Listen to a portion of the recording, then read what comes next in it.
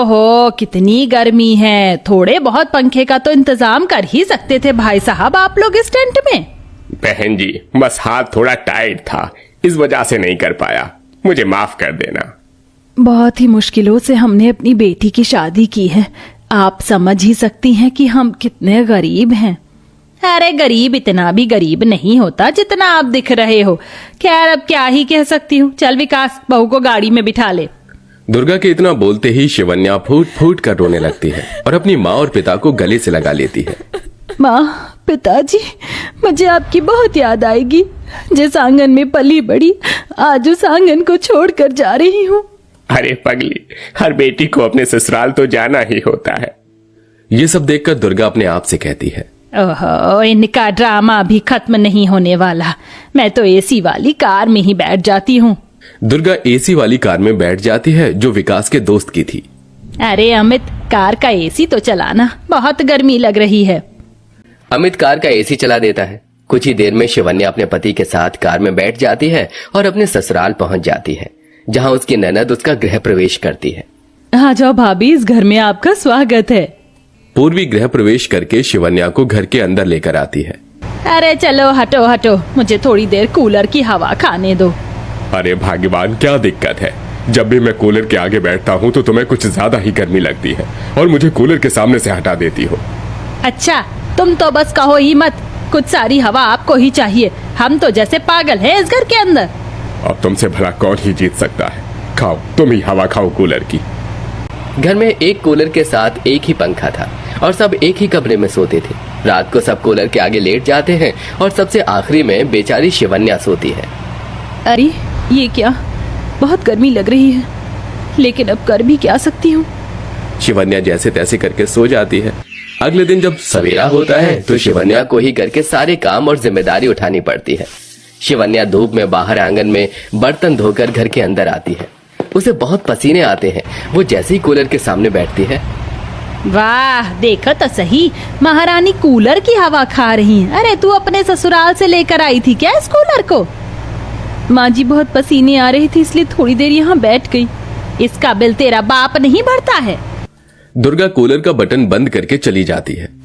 इस तरह बेचारी शिवन्या को सारे काम करने के बाद भी थोड़ी देर कूलर का सुकून भरी हवा खाने को भी नहीं मिलती। एक दिन विकास अपने काम पर से वापस घर लौट रहा होता है। आज तो बहुत ज्यादा ही लेट हो गया हूँ। जल्दी जल्दी चलता हूँ, गर्मी बहुत हो रही है। विकास चलते चलते फुटपाथ पर आ जाता है, जहां वो अपनी पत्नी के माता पिता को फुटपाथ पर बैठे देखता है। अरे अरे माँ जी, पिताजी, आप यहाँ, आप इस तरह फुटपाथ पर क्यों बैठे हो? बेटिया की शादी करने के लिए हमारे पास पैसे नहीं थे, इसलिए हमने घर गिरवी रखा था। तुम्हें तो पता ही है कि हम बहुत गरीब हैं। जैसे तैसे अपने घर में गुजारा कर रहे थे, लेकिन जिन लोगों के पास हमने अपने मकान के कागज गिरवी रखे थे, उन लोगों ने हमारे घर के ऊपर कब्जा कर लिया है और हमें घर से बाहर निकाल दिया है। अरे, मेरे रहते आप इस तरह परेशान नहीं होंगे। इस तरह तो आप गर्मी में मर जाओगे। ऊपर से आपको घमौरी भी हो गई है। चलिए, आप घर चलिए, अब आप हमारे साथ ही रहेंगे। विकास अपनी पत्नी के मायके वालों को अपने साथ अपने घर ले आता है। नमस्ते बहन जी, कैसी हो? मैं तो ठीक हूँ, लेकिन आज बिन बुलाए आज हमारे घर पर। माँ, इन्हें मैं यहाँ लेकर आया हूँ। विकास दुर्गा को सब बताता है। अरे तेरा दिमाग खराब तो नहीं हो गया है? तू क्या सोचकर इन्हें घर ले आया? अरे हमारा खुद का गुजारा तो हो नहीं पा रहा, अब तू इन्हें भी इस घर के अंदर ही रखेगा? माँ, आप भी ना कैसी बातें कर रही हो? जैसे हम लोग इस घर में रह रहे हैं, उसी तरह ये लोग भी रह लेंगे। इन्हें आज हमारी जरूरत है। हमें इस तरह अकेला इन्हें नहीं छोड़ना चाहिए। लगता है बहू ने तुझे अपने वश में कर लिया है, तभी तो उसकी और उसके परिवार वालों की चिंता करता है। अब मैं तुझे क्या ही बोलूं, जो तुझे ठीक लगे वही कर। सुजाता की ये सारी बातें सुनकर लता और रमेश बहुत मायूस हो जाते हैं। तो वहीं बेचारी शिवन्या की आंखों में भी आंसू आ जाते हैं, जिसके चलते शिवन्या अपने माता पिता से कहती है, माँ, पिताजी, आपने मेरी शादी के लिए घर मकान क्यों बेचा? इससे अच्छा तो आप मेरी शादी ही ना करते तो सही रहता। बेटी, हमें तेरी शादी तो करनी ही थी, लेकिन अब एहसास हो रहा है कि गरीबी और जल्दबाजी में रिश्ता गलत घर में कर दिया। लता की ये बातें सुनते ही शिवन्या रोते हुए अपनी माँ को गले से लगा लेती है। अब एक ही घर के अंदर ससुराल और मायके वाले जैसे तैसे करके अपना गुजारा कर ही रहे थे कि अचानक से कूलर खराब हो जाता है, जिससे घर में और भी ज्यादा गर्मी हो जाती है।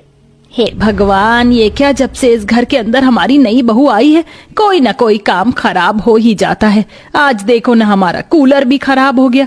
अब इस गर्मी में हम लोग कैसे गुजारा करेंगे? मुझे तो लगता है बहू के पैर ठीक नहीं हैं। कहीं हमारी बहू अपशगुनी तो नहीं है? दुर्गा के मुंह से ये बातें जब शिवन्या और उसके माता पिता सुनते हैं तो उन्हें बहुत बुरा लगता है। रात भर अब बहू के मायके और ससुराल वालों को एक पंखे के नीचे ही सोना पड़ता है। किसी को भी पंखे की हवा सही से नहीं लगती और सब पूरी रात परेशान हो जाते हैं। ये देखकर अगले ही दिन शिवन्या काम करने के बारे में सोचती है। इस तरह मेरे पति अकेले घर का खर्च कब तक उठाएंगे? मुझे अपने पति की मदद करनी चाहिए। अगर मैं भी कमाऊंगी तो उन्हें थोड़ा सा साथ मिल जाएगा। काश कि मैंने तेरी शादी कोई अच्छे घर में की होती। कम से कम ये दिन तो तुझे देखने नहीं पड़ते। ये सब हमारी ही गलती है बेटा। इस तरह शिवन्या सुबह आंगनवाड़ी में बच्चों को पढ़ाने का काम पकड़ लेती है और शाम को एक अमीर घर में खाना बनाने का काम पकड़ लेती है, लेकिन इसके बारे में वो किसी को नहीं बताती।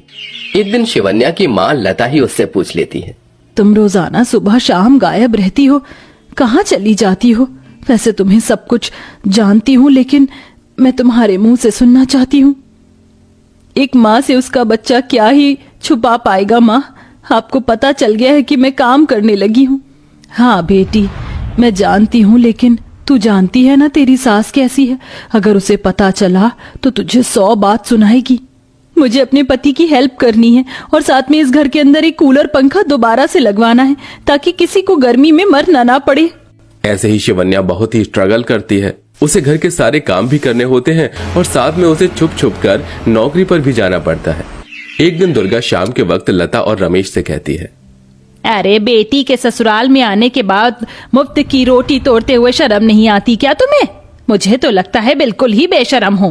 तभी वहाँ ऑफिस से शिवन्या वापस घर आती है और वो ये सब सुन लेती है। उसके हाथ में एक पंखा और एक कूलर होता है। देखो तो सही, क्या कहने, एक हाथ में पंखा है तो एक हाथ में कूलर। किसका है ये? ये सब मेरा है माँ जी, मैं लेकर आई हूँ। आज मुझे मेरी पहली तनख्वाह मिली है, बस इसी की खुशी में। शिवन्या कूलर और पंखा अपने कमरे में लगा देती है, जिसके बाद उसका कमरा बहुत ठंडा हो जाता है। अब से शिवन्या अपने माता पिता को अपने कमरे में ही सुलाती है। उनका ये प्यार देखकर दुर्गा को कहीं न कहीं अपनी गलती का भी एहसास होने लगता है। मैंने जो अपनी बहू के साथ किया वो बिल्कुल भी ठीक नहीं है। मैंने उसे बहुत सताया और उसके साथ साथ उसके मायके वालों को भी। बेचारी मेरी बहू इतनी मेहनत करके एक पंखा और कूलर लेकर आई है आज। अगले ही क्षण दुर्गा रमेश और लता से माफी मांग लेती है। ये देख शिवन्या को अच्छा लगता है कि उसकी सास को अपनी गलती का एहसास हो गया है और उसका ये बदलाव देखकर शिवन्या बहुत खुश होती है।